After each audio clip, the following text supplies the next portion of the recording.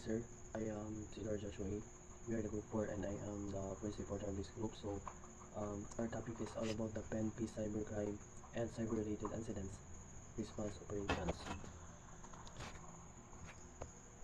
PNP's cybercrimes and cyber-related incidents response operations. Preservations dated, passmask, fax machines, similar devices. Preservations of SIS, caller ID devices and otherwise devices. Guidelines of treatment of size digital recording DVD devices, acquiring the DVR devices and older footage for reading. So topic learning objectives.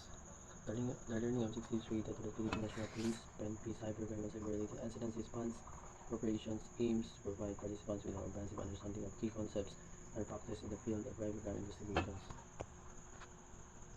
Overview introductions. PNP cybercrime and related incidents response operations. In the introductions, we will delve into the many comparison of PNP cybercrimes and cyber-related incident response operations, relating to divisions, missions, objectives, and operated strategies.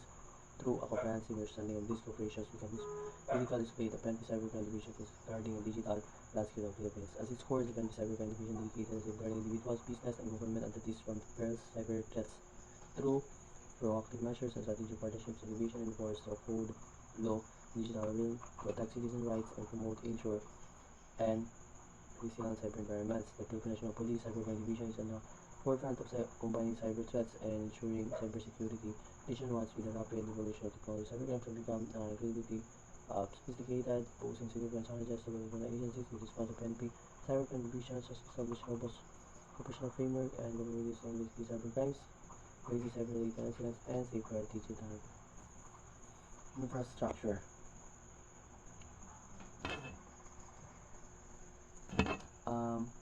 President Marcos noted that increase in cybercrime rates of 21,300 in 2023 and from 819 2022. He stressed the need for the PNP to improve its prevention, detection, and investigations to cases to combat cybercrimes governments current executed crime modalities.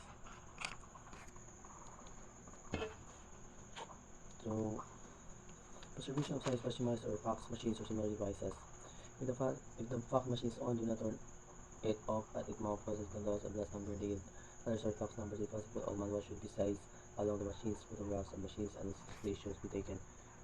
What's the full name of fax? The full name of fax is a telephone transmissions via phone line or scan copy images and frames being transmitted between two people. So, a fax, a short name of facsimile, sometimes called telecopying of telefax. A fax machine is a device and allows it to send documents over phone lines. This was the primary method of transmitting documents before the internet is still widely used in business today. And also transmitting documents, drawing, photographs online by means of radio or telephones of exact production. And last is search and searches for customers for machines. The FR should number that if the box machine is on, permanently cause loss in the last number dial and those fact numbers, the first numbers, and each line should say phone line. And if possible, all manuals should be sized along with the machines. Document tracking access providing science information to documents inside. Receive letting should easily track them. This ensures sensitivity information is delivered safely and securely. Sometimes it can be guaranteed by other methods such as email or physical mail or delivery services. So common for machines are simply to scan printed text and graphics material. material, and the transmitting. So good day everyone, so my name is Clint Cabanas. So I'm here to discuss about the preservations of SIS caller ID devices and other similar devices. So first is SIS caller ID. So what is SIS caller ID? So this typically refers to situations where the caller ID information is displayed on a phone or device is being blocked or restricted by the telephone service or service provider. So SIS caller ID, it is very helpful as an investigator. It is because it helps us to hide our to hide our contacts para dili ma-identify sa suspect kung kinsa datong contacts or para ma-hide nato itong mga numbers na dili dapat ihatag bisig unsa. So next is knowing about the SIS caller ID scan can be important in criminology for several reasons. So there are 4 reasons. So first is the investigative purposes, next is tracking criminals network, third is legal and ethical implications, and last is the technologies and security. So first I discuss is investigative purposes. So SIS caller ID is very helpful in investigative purposes because we all know that if because of SIS caller IDs we can help or we can solve easily the crime. For example, it can help to locate the suspect, and it can help kung kinsa ang contact sa suspect. So next is tracking criminal network. So from the word tracking, so ibig sabihin dito tracking is it help us to locate the suspect easily. Next is legal and ethical implications. So legal and ethical implications, so as a criminal investigator dapat taguan nato atong mga contacts para dili makuha sa lain, para dili makuha sa atong kontra or something na maka-help or para dili makuha sa lain itong mga important na mga details nato sa atong cellphone or any technology. So next is technology and security. From the word technology and security, for example, ni kay mga cellphone, laptop, or any gadget na similar siya sa SIS caller ID. So muna akong i-discuss. So first is, similar devices to SIS caller ID devices may include, so there are 7. So first is cell phones, second is smartphone, third is tablet, fourth is computer, fifth is VoIP devices, sixth is the wiretapping equipment, and last is the GPS tracker. So first is cell phone and smartphone. So cell phone is very helpful to know or to help us to locate easily the suspect, and same with the smartphone. So next is tablet. So also tablet is very helpful to solve the crime because we can download some apps to identify or to help the crime or to help or to solve easily the crime or to identify the suspect easily. So next is computer. So we all know that computers is common kay siya karon nagalamiton sa mga suspect or sa mga common din nato galamiton nato para ma-identify nato dayon ang kung kinsa ang suspect. Dili ra nato but also helpful ni mga suspect para malukit sa taas investigator. So next is VoIP devices. So VoIP devices mo ni katong mga record if for example nanawag ka or nakikatawag malukit nato kung kinsa atong kaistorya, kung asa dapit atong kaistorya. So next is wiretapping equipment. So wiretapping equipment is same di siya sa CCTV but ang kalahian lang niya kay makabaluta mura siya dako kay siyang screen gani or dako siya na TV dira nato lang taon kung kinsa ang mga nanawag, kinsa ang mga ni contact, unsa ang orasaha mo na wiretapping equipment. So next is GPS tracker. So we all know that GPS tracker is most common ni siya nagalamiton para matrack nato kung asa dapit ang atong suspect or asa dapit ang suspect or asa dapit kapuyo or asa dapit na ron. For example, na ay mga suspect na nangawat og cellphone. So for the use of GPS tracker, it very helpful para masundan nato na anong persona kung asa siya dapit. So that's all for my part. So ihatag nako ang laing topic sa akong classmates. So thank you.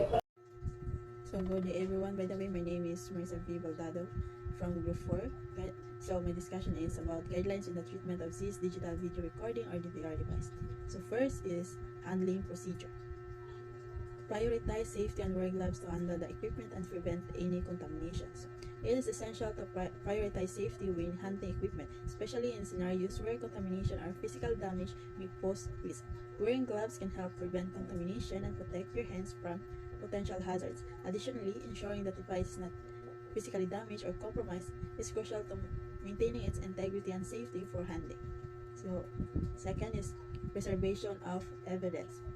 Do not attempt to view any footage on the DVR device. So, it is advisable not to attempt to view any footage on DVR or digital video recording device directly to avoid potential damage to the data stored on the device. Additionally, disconnecting the DVR device from any network is recommended to safeguard against remote wiping or alterations by unauthorized individuals. Next is documentation. So make a detailed record of the condition of the DVR device along with its cords, plugs, and any other peripherals when you receive it. So it is important to adhere to proper documentation procedures when handling a DVR or digital video recording device for forensic analysis or investigation. So first is make a detailed record of the condition of the DVR device. Second is log actions taken while handling the device. Fourth is imaging. So imaging, collect the DVR system should be imaged in a bit-for-bit manner using appropriate hardware and software tools. So when conducting forensic analysis, DVR or digital video recording system, it is crucial to follow proper procedures to preserve the integrity of the data. First is imaging the DVR system. Second is preservation of original. Next is analysis.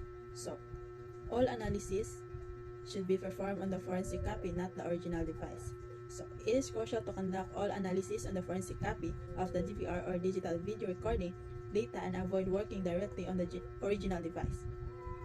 By analyzing the forensic copy instead of the original device, you preserve the integrity of the evidence and prevent any accidental modification to the original data. When analyzing DVR data, it is recommended to utilize software tools that are specifically designed for extracting and analyzing digital video recording effectively. Those software tools enable forensic analysts to interpret. Next is report. So, prepare a comprehensive report of your findings with the least possible jargon suitable for non-technical readers or non-technical individuals to understand. So when preparing a comprehensive report of findings from DVR analysis, it is essential to present the information in a clear and easily understandable manner for non-technical individuals. So first, use plain language. Second, provide context. Third, summarize key findings. Fourth, use visual aids. Fifth, organize information. Sixth, provide recommendation. And last is conclusion. So next, compliance.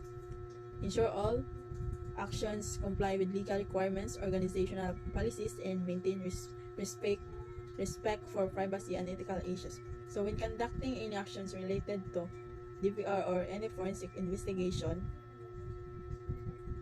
it is imperative to adhere to legal requirements, organizational policies, and ethical standards to uphold privacy and maintain. First is legal compliance. Second is organizational policy. Third, privacy protection. Fourth, data integrity and preservation. And fifth is ethical conduct. Good day, sir. I'm Patricia Dawn S. Evrona. Today, I'm going to report about acquiring DVR devices and their footage recordings. Refers to the obtaining the physical DVR or digital video recorder devices themselves or the video recordings stored on them. This could be done for various reasons such as investigating a crime, gathering evidence for legal proceedings, or for security purposes. However, as I mentioned earlier, acquiring DVR devices or their recordings typically involves following legal procedures and obtaining proper authorization such as a warrant or subpoena. Certainly, when we talk about acquiring DVR devices and their recordings, it usually involves several steps. First, identification. First, there needs to be a reason for acquiring the DVR footage such as investigation or security concern. Once the need is established, the specific DVR device that may contain relevant footage need to be identified.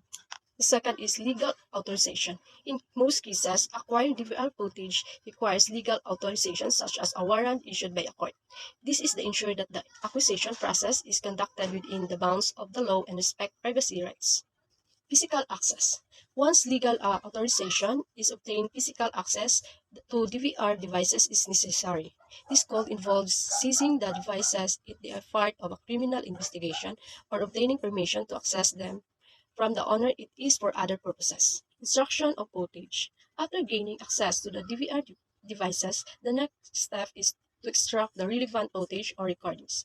This may involve copying the recordings onto another storage device or accessing them remotely if the DVR system allows for it.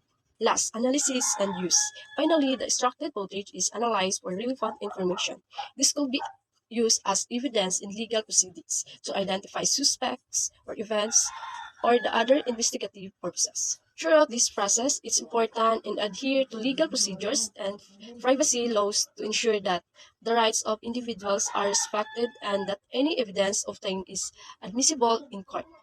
So, in conclusion, the Philippine National Police or PNP cybercrime and cyber-related incident response operations play a vital role in addressing and combating cyber-related threats and criminal activities in the Philippines.